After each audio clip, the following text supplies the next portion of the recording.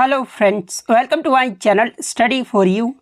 सो guys, जैसा कि आज जो आपका एसएससी फेज़ 12 का 20 जून के सेकंड शिफ्ट का एग्ज़ाम हो गया दोस्तों, जिसका जो है मैं आपको बिल्कुल 100% एक्यूरेट आंसर के साथ जो है इस वीडियो में बताऊंगा। तो देख लेते हैं कि किस प्रकार के जो है आज आपके 20 जून के सेकंड शिफ्ट के एग्ज़ाम में जो है प्रश्न पूछे गए हैं। उससे पहले एक बात और दोस्तों, कि जिन्होंने भी अगर चैनल को सब्सक्राइब नहीं किया है तो एसएससी फेज़ 12 एग्ज़ाम से रिलेटेड पल पल की अपडेट के लिए जो है चैनल को सब्सक्राइब ज़रूर कर दीजिएगा। और बगल में ही आपको एक बेल आइकन यानी घंटे का निशान भी दिख रहा होगा, तो आप उसे भी जो है ज़रूर प्रेस कर दीजिएगा।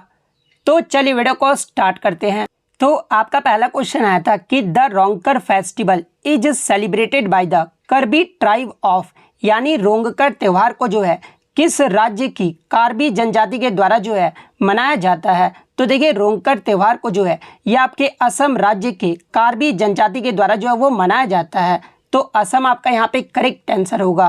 नेक्स्ट क्वेश्चन आपका यहाँ पर आता है कि आगरा शहर की स्थापना ये जो है किसने की थी। तो देखिए, आगरा शहर की जो स्थापना है ना, ये आपके लोधी वंश के शासक सिकंदर लोधी के द्वारा जो है वो करवाया गया था। तो सिकंदर लोधी आपका करेक्ट आंसर होगा। इसके अलावा एग्जाम में यहाँ से एक प्रश्न बनता है कि 1506 में किसने जो है अपनी राजधानी को जो है दिल्ली से आगरा स्थानांतरित जो वो कर दिया था। तो देखिए, मैं आपको बता दूं कि सिकंदर लोधी ने जो है 1506 में अपनी राजधानी को जो है दिल्ली से आगरा जो है वो स्थानांतरित जो है वो कर दिया था। तो ये पॉइंट भी आप ध्यान में रखिएगा। इसके अलावा मैं आपको बता दूं कि आगरा के पास स्थित जो आपका आगरा का किला और फतेहपुर सीकरी, इसका जो निर्माण है ना, यह आपके अकबर के द्वारा जो वो किया गया था। इसके अलावा एग्जाम में जो आपके यहाँ से प्रश्न बनता है कि सिकंदर लोधी का जो है आपका ओरिजिनल नेम जो है वो पूछा जाता है। तो देखिए, सिकंदर लोधी का जो वास्तविक नाम था ना, ये निज़ाम खान था। तो ये पॉइंट भी आप ध्यान में रखिएगा। इसके अलावा अन्य शहर की अगर मैं बात कर लूँ तो देखिए, नागलपुरम शहर की जो स्थापना है ना, ये आपके कृष्णदेव राय के द्वारा जो है वो किया गया था। ममालमपुरम शहर की जो स्थापना है ये आपके नरहरि रॉय के द्वारा जो वो किया गया था। दीपपना नगर की जो स्थापना है ना, ये आपके हुमायूं के द्वारा जो वो किया गया था। तो ये सारे फैक्ट जो आपको ध्यान में रखना है। नेक्स्ट क्वेश्चन आपका यहाँ पर आता है कि शब्दाम, तिल्लाना, जाति स्वराम, ये सभी जो शब्द है ना, ये किस नृत्य के जो वो भाग हैं। तो देखिए, जाति स्वराम की बात कर ले तो ये जो आपके भरतनाट्यम नृत्य के जो वो भाग हैं। तो भरतनाट्यम आपका यहाँ पे करेक्ट आंसर होगा। और भरतनाट्यम ये जो है किस राज्य का शास्त्रीय नृत्य है। तो तमिलनाडु राज्य का जो है एक शास्त्रीय नृत्य है। तो ये पॉइंट भी आप ध्यान में रखिएगा। इसके अलावा ये तो आपका हो गया। अगर अली रप्पू शब्द भी अगर दिया रहे तो देखिए, अली रप्पू शब्द भी जो है ये आपके किसके भाग हैं। तो ये जो आपके इसमें आपके किसके भाग हो जाएंगे। तो ये आपके भरतनाट्यम के जो वो भाग हो जाएंगे। और भरतनाट्यम के अगर प्रमुख कलाकारों की अगर मैं बात कर लूँ तो देखिए, पद्म सुब्रमण्यम, अलारमेल वल्ली, यामिनी कृष्णमूर्ति, अनीता रत्नम, मृणालिनी साराभाई, मल्लिका साराभाई, मीनाक्षी सुंदरम पिल्लई, सोनल मानसिंह। सोनल मानसिंह जो है ये आपका भरतनाट्यम और ओडिसी नृत्य से भी जो वो संबंधित है। वैजंती माला, स्वप्न सुंदरी, रोहिंटन कामा, लीला सैमसन, बाला सरस्वती, नर्तकी नटराज, रुक्मणी देवी, कुमारी कमला, आर मुथु कामल, ये सभी जो आपके भरतनाट्यम नृत्य से संबंधित है। तो ये फैक्ट भी आप ध्यान में रखिएगा। नेक्स्ट आपका यहाँ पर आता है कि इनमें से कौन से कलाकार जो है आपके मैंडोलिन से संबंधित हैं। तो देखिए, यू श्रीनिवासन जो है ये आपके मैंडोलिन से संबंधित है। तो यू श्रीनिवासन आपका करेक्ट आंसर होगा। इसके अलावा मैं आपको बता दूं गिटार से संबंधित आपके कौन कौन से हैं। तो देखिए, ब्रिजभूषण काबरा, श्री कृष्ण नलीन और विश्व मोहन भट्टका, ये सभी जो आपके गिटार से संबंधित है। बिस्मिल्लाह खान की बात कर ले तो ये आपके शहनाई वादक से संबंधित है। पंडित रविशंकर के बारे में पूछा जाता है तो ये आपके जो है सितार वाद्य यंत्र से संबंधित है। इसके अलावा जाकिर हुसैन की बात कर ले तो ये आपके तबला वाद्य यंत्र से संबंधित है। हरिप्रसाद चौरसिया जो ये आपके बांसुरी वादक है। मोइनुद्दीन खान, पंडित राम नारायण, सबरी खान, वजीर खान, आसिफ अली खान, सुकुर खान, इन सभी का जो संबंध है ना, ये आपके सारंगी वाद्य यंत्र से है। तो ये पॉइंट भी आप ध्यान में रखिएगा। इसके अलावा अगर सरोद वाद्य यंत्र की बात कर ले तो सरोद में आपके अन्य प्रमुख कलाकारों में जो है आपके सारंग कुलकर्णी, अमजद अली खान, अलाउद्दीन खान, बुद्धदेव दास गुप्ता, अली अकबर खान, विश्वजीत राय, ये सभी जो आपके सरोद वाद्य यंत्र से संबंधित है। इसके अलावा अगर मृदंग की बात कर ले तो देखिए नवलीन नारायण, जगदीश सिंह ठाकुर, भीकम सिंह, अक्षय अनंत पद्मनाभन, ये सभी जो आपके मृदंग से संबंधित है। तो ये सारे फैक्ट जो आपको ध्यान में रखना है।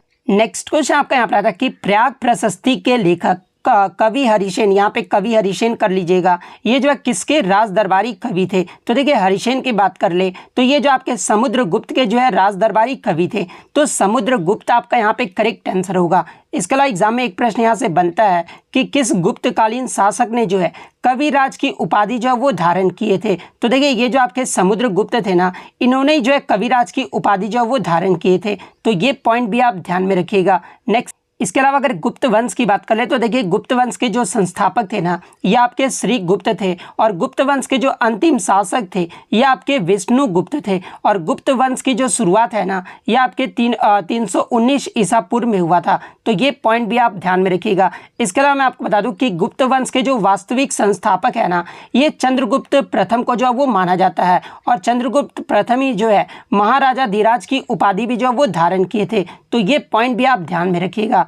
नेक्स्ट क्वेश्चन आपका यहाँ पर आता कि स्ट्रेट फ्रॉम द हार्ट, ये जो पुस्तक है ना, ये किसके द्वारा जो है वो लिखा गया था। तो देखिए स्ट्रेट फ्रॉम द हार्ट नामक पुस्तक जो है ये कपिल देव की ऑटोबायोग्राफी है। तो कपिल देव आपका यहाँ पे करेक्ट आंसर होगा। इसके अलावा अगर अन्य ऑटोबायोग्राफी की बात कर ले तो देखिए प्लेइंग इट माई वे, ये जो पुस्तक है ना, ये आपके सचिन तेंदुलकर के द्वारा लिखा गया था। 281 एंड बियॉन्ड, ये जो आपका बीवीएस लक्ष्मण के द्वारा जो है वो लिखा गया था। एस अगेंस्ट ओट्स, ये जो है सानिया मिर्जा के द्वारा लिखा गया था। A century is not enough, ये जो आपका सौरभ गांगुली के द्वारा लिखा गया था। The test of my life, ये जो आपका युवराज सिंह की ऑटोबायोग्राफी है। The race of my life, ये जो आपका मिल्खा सिंह की ऑटोबायोग्राफी है। ए शॉट एट हिस्ट्री, ये जो आपका अभिनव बिंद्रा की ऑटोबायोग्राफी है। नो स्पिन की बात कर ले तो ये आपका सेन वार्न की जो ऑटोबायोग्राफी है। फास्टर देन लाइटनिंग, ये जो आपका हुसैन बोल्ट की जो है ऑटोबायोग्राफी है। तो ये सारे फैक्ट जो आपको ध्यान में रखना है। नेक्स्ट क्वेश्चन आपका यहाँ पर आता है कि हड़प्पा सभ्यता में ये जो आपका बंदरगाह नगर यहाँ पर नहीं पूछा गया था। मैं आपको बता देता हूँ कि क्या पूछा गया था।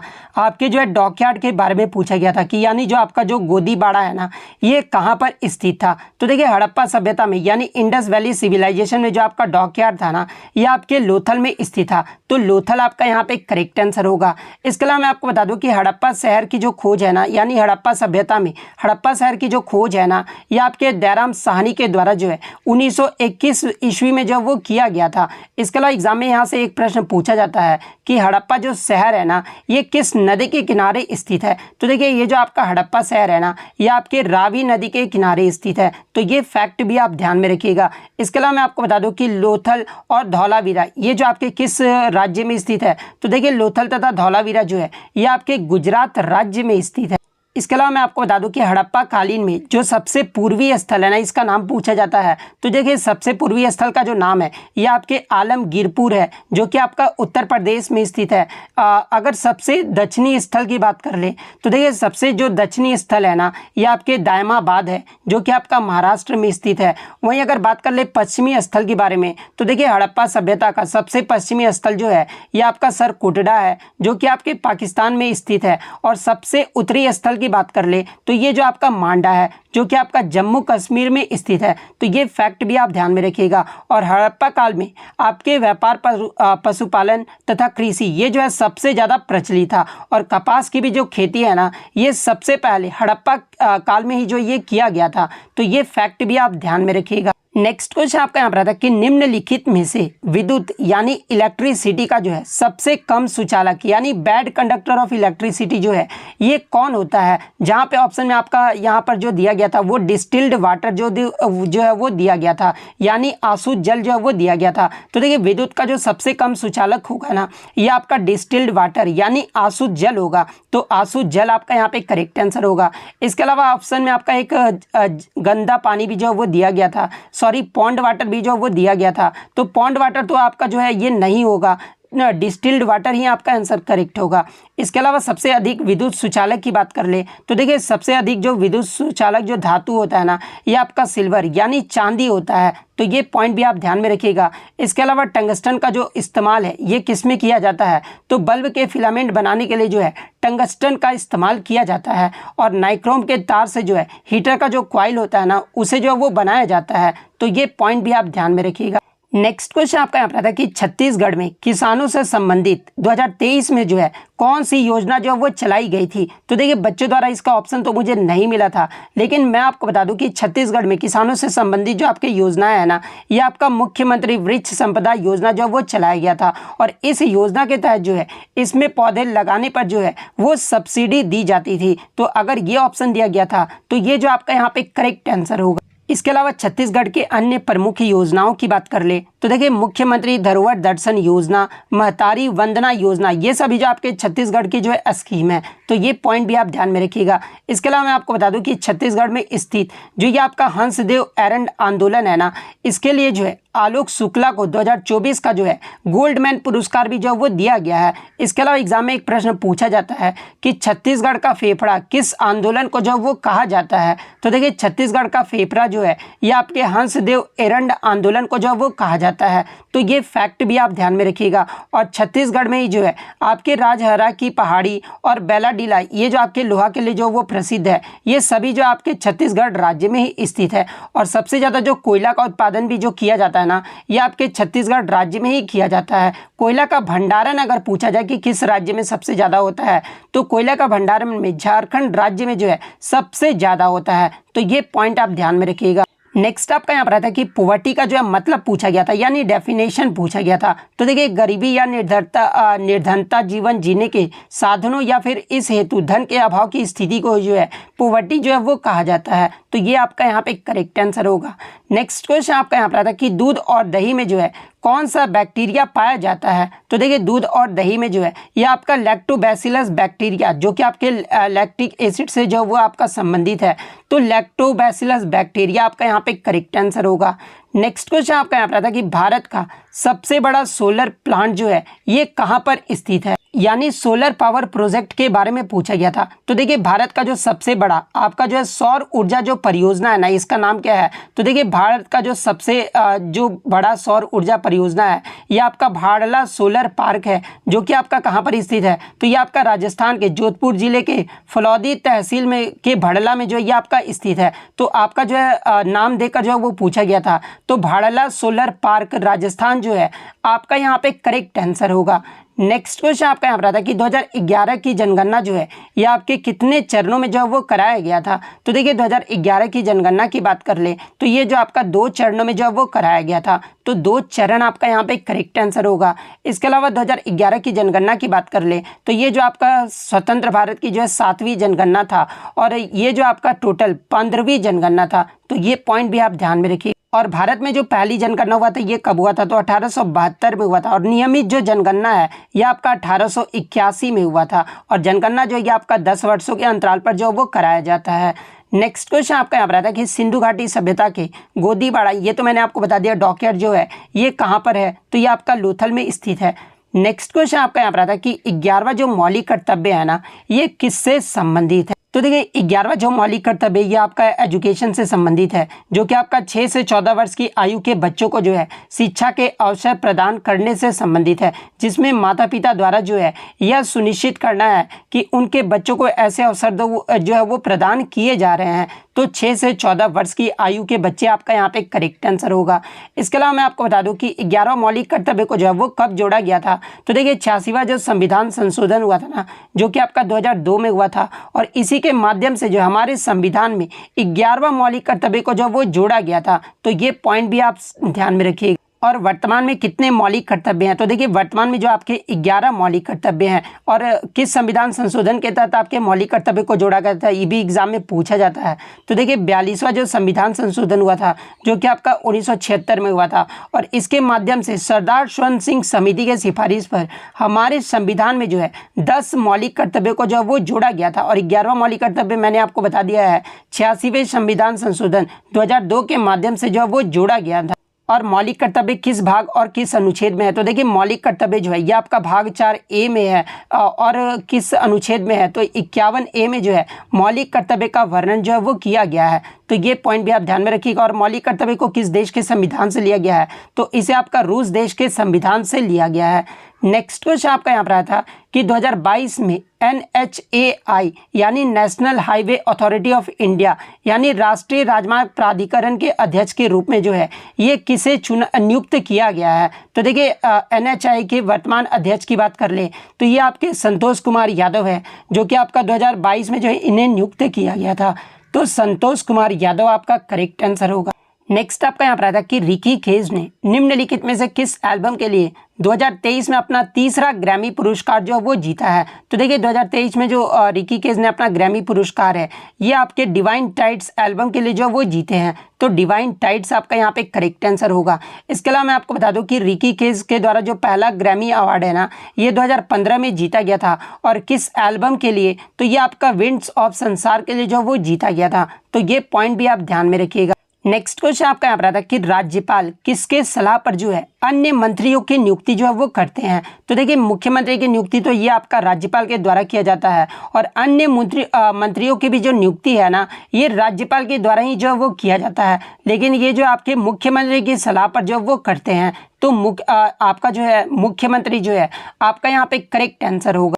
नेक्स्ट क्वेश्चन फिर आपका एक राज्यपाल से ही आया था, जहां पर राज्यपाल की योग्यता के बारे में कौन सा कथन जो है आपका गलत दिया गया है? जहां पे आपके 4 स्टेटमेंट दिए गए थे, जिसमें एक स्टेटमेंट था कि वह भारत का नागरिक होना चाहिए। तो ये स्टेटमेंट तो आपका सही हो जाएगा। वह 35 वर्ष की आयु पूरी कर चुका हो, यानी जो 35 वर्ष की उम्र में जो है आप राज्यपाल की योग्यता के लिए जो वो आप हो जाएंगे, यानी 35 वर्ष में जो है आप भारत के राज्यपाल जो है वो बन सकते हैं। तो ये स्टेटमेंट भी जो आपका वो सही हो गया। इसके अलावा राज्यपाल की योग्यता की बात कर ले तो ये जो आपके राज्य सरकार या केंद्र सरकार या फिर अन्य राज्य के नियंत्रण के अधीन किसी भी सार्वजनिक उपक्रम में जो है लाभ के पद पर ना हो तब भी जो है ये राज्यपाल हो सकते हैं। और ये जो है राज्य विधानसभा का सदस्य चुने जाने के योग्य हों तभी जो है ये भारत के जो है वो राज्यपाल बन सकते हैं। लेकिन आपका एक ऑप्शन में दिया गया था कि राज्यपाल की जो अवधि है ना ये 6 वर्ष जो वो निर्धारित होता है। तो ये ऑप्शन जो था वो आपका गलत दिया गया था, क्योंकि राज्यपाल की जो अपॉइंटमेंट है ना ये आपके 5 वर्षों के लिए जो वो निर्धारित होता है। तो ये वाला ऑप्शन जो है आपका यहाँ पे करेक्ट आंसर होगा। नेक्स्ट क्वेश्चन आपका यहाँ पर आया था भारत में राष्ट्रीय युवा दिवस जो है ये कब मनाया जाता है? तो देखिए भारत में राष्ट्रीय युवा दिवस जो है प्रतिवर्ष ये आपका 12 जनवरी को मनाया जाता है। तो 12 जनवरी आपका यहाँ पे करेक्ट आंसर होगा। नेक्स्ट आपका यहाँ पर आता है कि किस चार्टर एक्ट से जो है चीन के साथ ईस्ट इंडिया कंपनी का व्यापार का जो एकाधिकार है ना वो समाप्त हो गया था? तो देखिए 1833 के चार्टर अधिनियम द्वारा जो है ईस्ट इंडिया कंपनी का चीन के व्यापारिक एकाधिकार को जो है वो समाप्त कर दिया गया था। तो 1833 के चार्टर अधिनियम जो है आपका करेक्ट आंसर होगा। नेक्स्ट आपका यहाँ पर आता है कि how much solar energy is absorbed and how much is reflected and percentage of excess heat in the climate system has been absorb by the ocean, यानी कितनी सौर ऊर्जा अवशोषित होती है और कितना जो है ये परिवर्तित होता है तथा जलवायु प्रणाली में जो है अतिरिक्त ऊष्मा का कितना प्रतिशत जो है महासागर द्वारा जो है वो अवशोषित किया गया है। तो देखिए मैं आपको बता दूं कि सौर विकिरण का लगभग 70% वायुमंडल और पृथ्वी की सतह द्वारा जो वो अवशोषित कर लिया जाता है, जबकि लगभग 30% वापस जो है अंतरिक्ष में जो ये आपका परावर्तित जो है वो हो जाता है। तो 70% और 30% जो आपका यहाँ पे करेक्ट आंसर होगा। नेक्स्ट क्वेश्चन आपका यहाँ पर आता है कि किस अधिनियम द्वारा जो है गवर्नर जनरल परिषद को भारत के सभी ब्रिटिश राज्य क्षेत्र हेतु जो है कानून बनाने की शक्ति जो है वो प्राप्त हुई थी? तो देखिए 1833 के चार्टर अधिनियम के द्वारा जो है गवर्नर जनरल परिषद को भारत के सभी ब्रिटिश राज्य क्षेत्र हेतु जो है कानून बनाने की शक्ति जो है वो प्रदान किया गया था। तो 1833 का चार्टर अधिनियम आपका करेक्ट आंसर होगा। नेक्स्ट आपका इंग्लिश से आता कि गिफ्ट ऑफ द गैप का जो है आइटम जो वो पूछा गया था। तो देखिए गिफ्ट ऑफ द गैप का जो मतलब होता है ना ये होता है कि the ability to speak easily and confidently, यानी ability to persuade people verbally. तो ऑप्शन में आपका दिया गया था कि टैलेंट फॉर स्पीकिंग। तो टैलेंट फॉर स्पीकिंग जो है वो आपका सही आइटम हो जाएगा। तो ये जो आपका यहाँ पे करेक्ट आंसर होगा। तो इतने क्वेश्चन जो है आज मुझे बच्चों के द्वारा मिले थे, जो कि 100% रियल और ऑथेंटिक है। तो अगर वीडियो अच्छी लगी हो तो वीडियो को जो है लाइक ज़रूर कर दीजिएगा, और इसी तरह रियल एनालिसिस पाने के लिए जो है चैनल को सब्सक्राइब ज़रूर कर दीजिएगा। तो मिलते हैं नेक्स्ट वीडियो में, तब तक thank you, all the best.